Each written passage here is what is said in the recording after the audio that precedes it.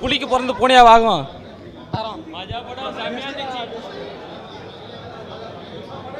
நல்ல மெசேஜ் சொல்லியிருக்காங்க. நல்ல மெசேஜ் சொல்லியிருக்காங்க. நல்ல திறமை இருந்தாலும் அவங்களுக்கு வந்து வளர விடாமல் எப்படி ஜாதிய ரீதியாக ஒடுக்குறாங்கன்றது, அப்படி அவங்க மேலே போயிட்டாலும் அதுக்கு மேலே மேலே எப்படிலாம் அவங்களுக்கு டார்ச்சர்ஸ் பண்ணி அவங்கள வளர விடாமல் பண்ணுறாங்க. அதை நல்ல ஒரு கதை மாதிரி, டாக்குமெண்ட்ரி மாதிரி இல்லாமல் கதை மாதிரி சொல்லியிருக்காங்கம்மா. விக்ரம் சாரோட கம்பேர் பண்ணாமல் பார்த்தா நல்லாயிருக்கு. பட் விக்ரம் சார் குரல் வந்து அவருக்கு அப்படியே இருக்கிறதுனால கொஞ்சம் டிஸ்டர்ப் ஆகுது மைண்ட். அனுப்பமா சூப்பராக பண்ணியிருக்காங்க. துருவிட அனுப்பமா அண்டு அந்த பசுபதியாக நடிக்கிறார்ல, பாண்டியனா நடிக்கிறார் அமீர்து வந்து ரொம்ப நல்லாயிருக்கு. உண்மையிலே அவர் மேலேயும் அந்த தலைவர் மேலேயுமே ஒரு மரியாதை வருது. புத்தர்து காட்டும்போது ஆம்ஸ்ட்ராங் சாரோடைய ஃபேஸ் மாதிரி போட்டிருந்தாங்க. புத்தரோட ஃபேஸு சிலை வந்து அந்த மாதிரி போட்டிருந்தாங்க, ஒரு குறியீடு மாதிரி ஆம்ஸ்ட்ராங் சார் ஃபேஸில் அமைச்சிருந்தாங்க. எல்லாருக்குமே ஒரு நல்ல மெசேஜ் தான். படத்தில் வந்து ஒரு எந்த ஒரு சாதி பிம்பங்கள் மாட்டாமல் ஒருத்தர் முன்னேறினா எப்படி முன்னேறுங்கிறதுல கதை தான் அது. யாருமே இருந்தாலும் சரி ஒருத்தர் எப்படி ஜெயிக்கணும் அந்த ஒரு மாதிரி கதை நல்லா இருக்குது. செம்ம ஆகிட்டு சார், செம்ம ஆகிட்டு நல்லா இருக்கு. ஆக்டிங் நல்லா இருக்குது, கபடி பிளேயர் மாதிரி நல்லா இருக்காரு. சூப்பராக இருக்குது, சூப்பராக சார். எல்லோரும் பார்க்க வேண்டிய படம், கண்டிப்பாக எல்லோரும் பார்க்கலாங்க. சூப்பராக பண்ணியிருக்காரு. எல்லாத்துலையும் அவருடைய வரிசையில் இது ரொம்ப பெஸ்ட்டாக பண்ணியிருக்காரு. சூப்பராக இருக்குது, சூப்பராக இருக்குது. உழைச்சிருக்காரு, எஃபெக்ட் இருக்குது. படம் செம்மையாக போயிட்டுருக்குங்க. கண்டிப்பாக எல்லோரும் பார்க்க வேண்டிய படம். வழியில் உள்ளவங்க கற்றுக்கிற வேண்டிய இடம். வழியில் உள்ளவங்க கண்டிப்பாக பார்க்கணும். எப்படி ஒரு ஸ்போர்ட்ஸில் எவ்வளோ வழியில் கற்றுக்கிட்டு இதளவுக்கு ஜெயிக்க முடியுதுன்னா அந்த மக்களுக்கு சமைக்கலாம். எல்லாரோட வாழ்க்கையும் ஸ்போர்ட்ஸ்மேன் எப்படி மேலே வரான், அவன் என்னென்ன ஒரு துன்பத்தை அனுபவிக்கிறான், இங்கே வந்து இவனை வந்து வளரக்கூடாதுன்னு நினைக்கிறாங்க பார்த்தீங்களா, அவன் எப்படி மேலே வரான், இங்கே நான் தான் பெரிய ஆளுன்னு நினைக்கலாம் பார்த்தியா, அவனெல்லாம் செருப்பை கட்டி அடிக்கிற மாதிரி இந்த படம் இல்லை. எல்லாரும் பார்க்க வேண்டிய ஒரு என்ன சொல்கிறது, இது சமுதாயத்துக்கு ரொம்ப தேவை இந்த படம்லாம். மாரி செல்வராஜ் வந்து இதை வந்து அப்படியே வந்து செதுக்கி இருக்காரு படத்தை. இது வந்து அரசாங்கம் வந்து இந்த படத்தை வந்து வரி விலக்கை அழிச்சு எல்லாரோட ஸ்போர்ட்ஸ்மேனும் இதை வந்து பார்க்கணுன்னு நான் கேட்டுக்கிறேன். அது மட்டும் இல்லை, பெத்த தாய் இருக்காங்க பார்த்தீங்களா, குழந்தைங்களுக்கு எப்படி வளர்க்கணும், எப்படி ஸ்போர்ட்ஸ்மேன்னா அவங்க அப்பா எப்படி கஷ்டப்பட்டு இப்படி பையனை கொண்டு வராரு. விளையாட்டை வந்து யாருமே வந்து தடுக்கக்கூடாது. படிப்பு ரெண்டாவது, முதல்ல விளையாட்டு தான். சார் சார் அவர் நடிக்கல சார், அவர் வாழ்ந்துருக்காரு. நானும் ஒரு கபடி பிளேயர் தான். கண்ணு கலங்குது வானம்.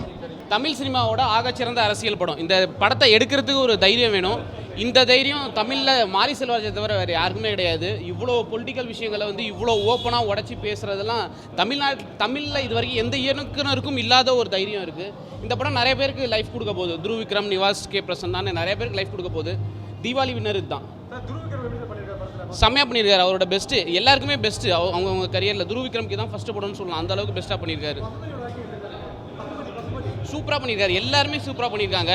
தமிழ் சினிமாவில் இது வரைக்கும் வந்ததுலேயே தி பெஸ்ட் படம் கூட சொல்லலாம். அது அப்படி இருக்க படம். அவர் ஏற்கனவே கரியர் உச்சத்தில் தான் இருக்கார்.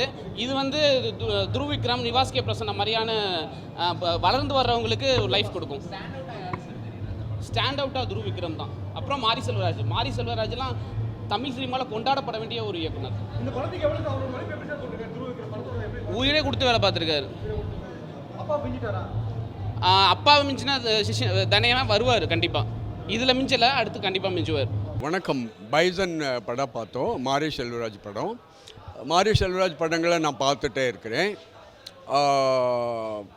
அவங்க பரையரும் பெருமாள் எல்லாம் எக்ஸ்ட்ராடினரி லவ்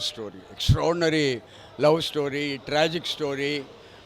ஒரு சாதாரண கிராமத்தில் இருக்கிற ஒரு சின்ன ஜாதியில் இருக்கிற ஒருத்தர் கதை அப்படியெல்லாம் சொல்லியிருந்தாங்க. அந்த கதை ரொம்ப பவர்ஃபுல்லாக இருந்தது. அப்போ மாரி செல்வராஜ் பண்ணுற படங்களெல்லாம் கொஞ்சம் டைம் ஜாதிக்கு சம்மந்தப்பட்ட மாதிரி இருக்குது. அதில் தவறே கிடையாது. என்கிட்ட ஏதோ ஒரு நடந்த விஷயம் அவங்க சொல்கிறாரு, அதில் தவறே கிடையாது. பட் அது எவ்வளோ அழகாக சொல்கிறாரு, அதில் எவ்வளோ லாஜிக் இருக்குது, ஸ்க்ரீன் பிளே நல்லா எப்படி இருக்குது, எந்த மாதிரி ஆர்டிஸ்ட்டை செலக்ட் பண்ணியிருக்காங்க,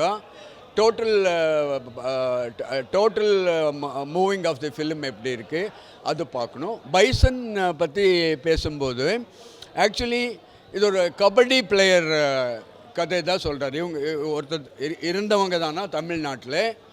அவங்க போய் ஜப்பானில் போயிட்டு கபடி விளையாடி அவர் பெரிய பெரிய அவார்ட்ஸ் எல்லாம் வாங்கி வந்தாங்க. அவங்க கதை தான் இவங்க பண்ணியிருப்பாங்க. பட் ஆக்சுவலி தமிழ் சினிமாவில் கபடி பற்றி நிறைய ஃபிலிம்ஸ் வந்துகிட்டே இருக்குது. இல்லை கபடி வரும், இல்லை கிரிக்கெட் வரும், அது கொஞ்சம் ஸ்டாப் பண்ணலாம்.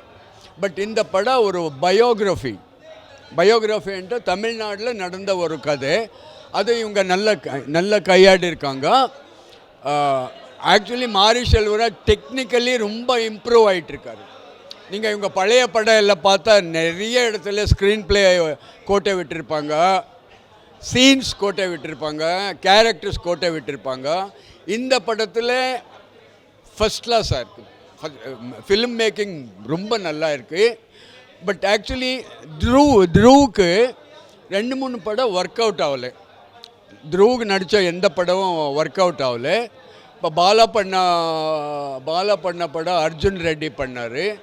அர்ஜுன் ரெட்டி பண்ணும்போது இவர் பண்ணுறாங்கன்னு போது நான் படம் எடுக்கிறதுக்கு முன்னாடியே சொன்னேன் இந்த படம் ஒர்க் அவுட் ஆகாதுன்ட்டு. ஏன்டா எனக்கு பாலா மைண்ட் எப்படின்னு தெரியும். ஸோ அதனால் அதுவும் ஒர்க் அவுட் ஆகலை.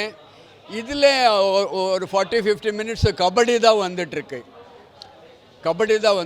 பட் ஒரு ரியல் லைஃப் ஸ்டோரி. அதில் நிறைய ஜாதிகள் அந்த மாதிரி விஷயங்கள் எல்லாம் நிறைய வருது. அமீர் ஒரு கேரக்டர் பண்ணியிருக்காங்க.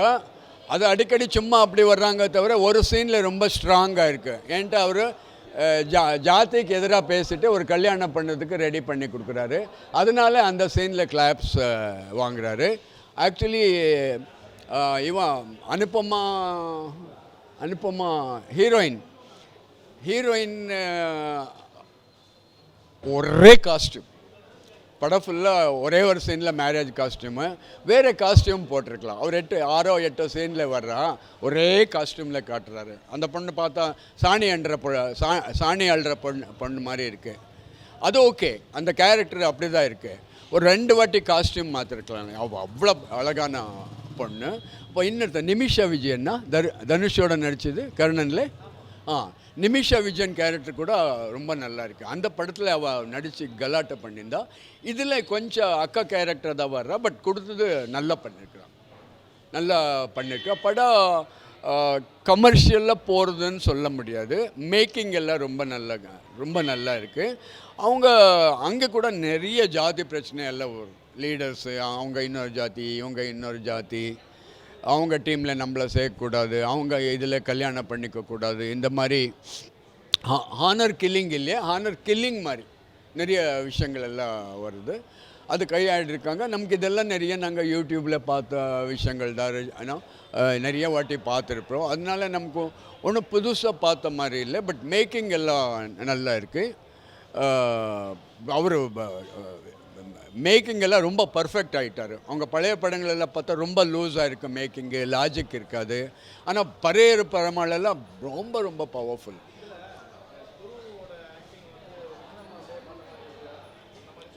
என்ன சார்?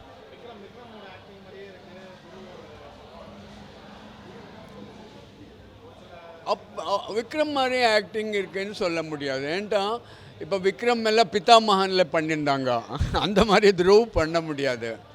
இல்லை அன்யனில் பண்ணியிருந்தாங்க, அந்த மாதிரி பண்ண முடியாது. இவருக்கு ஹெவி சீன்ஸே கிடையாது. ஆக்சுவலி பார்த்தா இவர் சைலண்ட்டாக இருப்பாங்க. ஒரு 5 வாட்டி கபடி மேட்ச் ஆடுறாங்க, ஏதோ ஒரு ஃபைட் பண்ணுறாங்க தவிர இவங்களுக்கு ஆக்சுவலி பெர்ஃபார்ம் பண்ணுறதுக்கு சான்ஸே கிடையாது. ஒரே ஒரு சீனில் மட்டும் ஒரு 6-7-8 சீனு டைலாக் சொல்கிறாரு. அதெல்லாம் மனப்பாட்டம் பண்ணி சொன்ன மாதிரி தான் இருக்க தவிர ஒரு பர்ஃபார்ம் பண்ண மாதிரி இல்லை.